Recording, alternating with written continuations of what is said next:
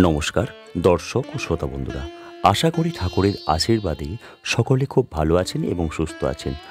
আজ আমি ঠাকুর শ্রী শ্রী রামকৃষ্ণদেবের কাহিনী অবলম্বনে কথামৃত থেকে পিতা পুত্র সংবাদ, আগে মা বাপ না আগে ঈশ্বর, এই পরিচ্ছেদটি আপনাদের সামনে তুলে ধরব।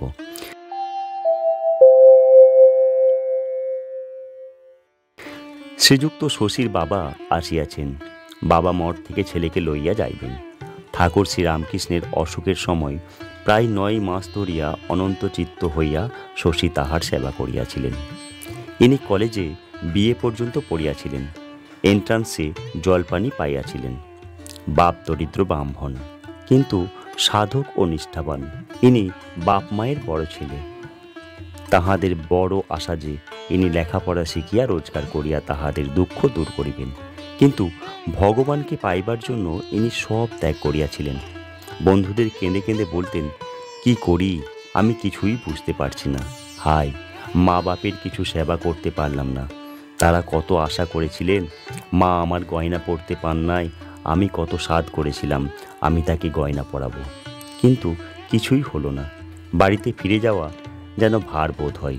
গুরু মহারাজ কামিনী কাঞ্চন ত্যাগ করতে বলেছেন, আর যাবার জো নাই। ঠাকুর শ্রী রামকৃষ্ণের স্বধামে গমন করিবার পর শশীর পিতা ভাবিলেন, এবারে বুঝি বাড়ি ফিরিবে। কিন্তু কিছুদিন বাড়ি থাকার পর মঠ স্থাপিত হইবার কিছুদিনের মধ্যেই মঠে কিছুদিন যাতায়াতের পর শশী আর মঠ হইতে ফিরিলেন না। তাই পিতা মাঝে মাঝে তাহাকে লইতে আসেন। তিনি কোনো মতে যাবেন না। আজ বাবা আসিয়াছেন শুনিয়া আর এক দিক দিয়া পলায়ন করিলেন, যাতে তাহার সঙ্গে দেখা না হয়। পিতা মাস্টারকে চিনিতেন। তাঁর সঙ্গে উপরের বারান্দায় বেড়াইতে বেড়াইতে কথা কহিতে লাগিলেন। পিতা কহিলেন, এখানে কর্তাকে? এই নরেন্দ্রই যত নষ্টের গড়া।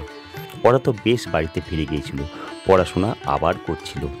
মাস্টার কহিলেন, এখানে কর্তা নাই, সকলেই সমান। নরেন্দ্র কি করবেন?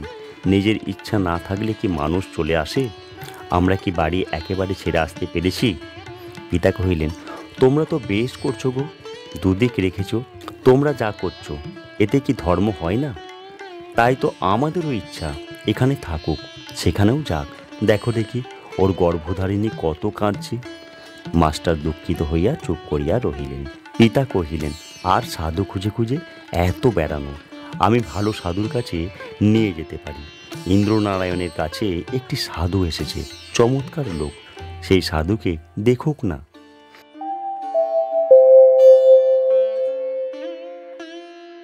এই ছিল আজকের আলোচ্য কাহিনী।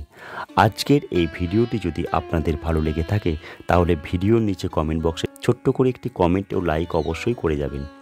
যারা আমার চ্যানেলে আজকে প্রথম এসেছেন তারা অবশ্যই আমার চ্যানেলটিকে সাবস্ক্রাইব করে পাশের বেল আইকনটি অল করে আমার পাশে থাকার অনুরোধ রইল। আর যারা অলরেডি আমার চ্যানেলটি সাবস্ক্রাইব করে রেখেছেন তাদের সকলকে আমার অসংখ্য ধন্যবাদ।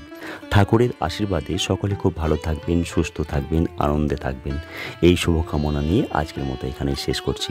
ভিডিওটি সম্পূর্ণ দেখার জন্য অসংখ্য ধন্যবাদ।